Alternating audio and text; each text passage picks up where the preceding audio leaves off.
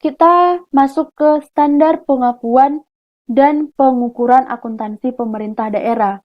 Standar pengakuan akuntansi daerah, di mana di sini dinyatakan bahwa pengakuan dalam akuntansi merupakan proses penetapan terpenuhinya kriteria pencatatan dari suatu kejadian atau peristiwa dalam catatan akuntansi sehingga menjadi bagian yang saling melengkapi, seperti unsur aset, kewajiban, ekuitas dana, pendapatan, belanja, dan pembiayaan.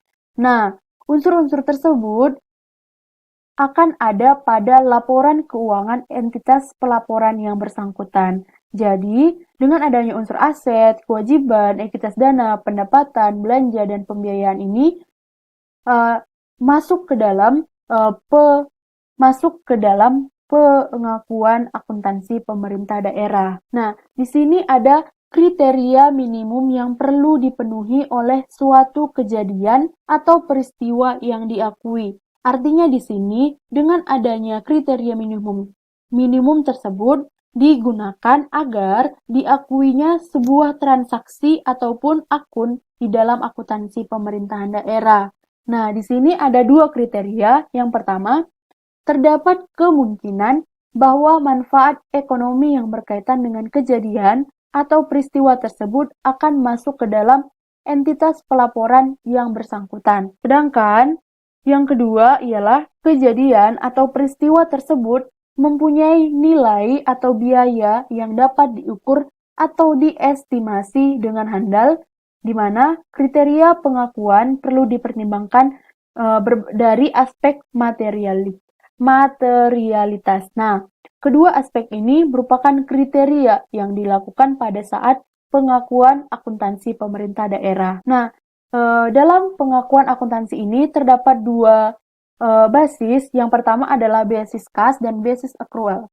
Nah, cash basis di mana pada cash basis atau basis kas menetapkan bahwa pengakuan pencatatan transaksi ekonomi hanya dilakukan apabila transaksi tersebut menimbulkan adanya perubahan pada kas. Nah, di sini dinyatakan bahwa pembukuan basis kas dilakukan berdasarkan penerimaan dan pembiayaan dan pembayaran tunai. Oleh karena itu, pendapatan diakui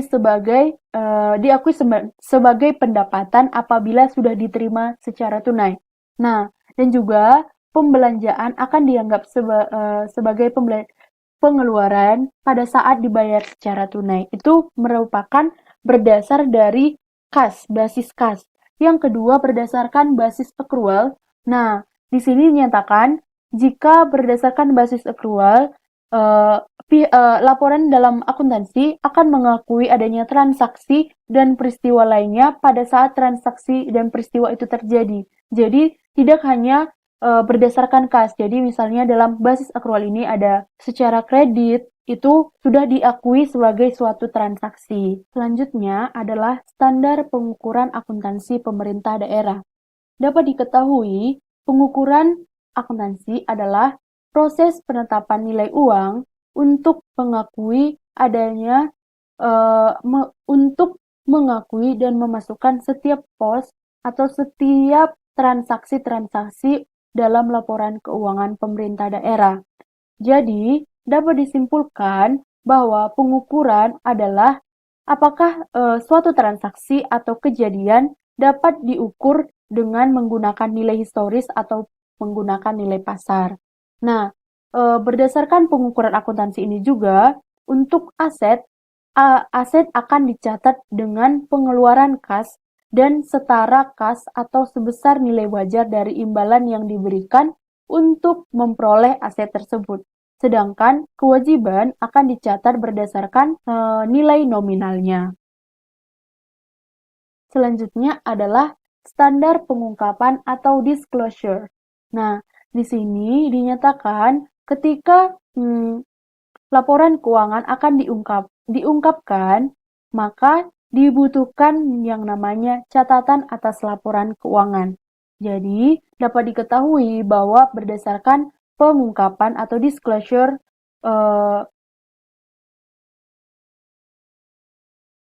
pengungkapan atau disclosure akuntansi pemerintah daerah, yang merupakan di mana penyajian informasi yang secara lengkap yang dibutuhkan itu akan tertuang pada laporan keuangan. Penyajian informasi secara lengkap yang dibutuhkan tertuang pada laporan keuangan, di mana informasi yang dibutuhkan oleh pengguna laporan keuangan dapat ditempatkan pada lembar muka atau on the page atau catatan atas laporan keuangan. Jadi, ketika akuntan ataupun pemerintah daerah ingin mengungkapkan atas berjalannya kegiatan sehingga adanya laporan keuangan, maka ketika ingin diungkapkan dapat menggunakan laporan yaitu catatan atas laporan keuangan. Nah, catatan atas laporan keuangan ini sendiri mencakup informasi tentang kebijakan akuntansi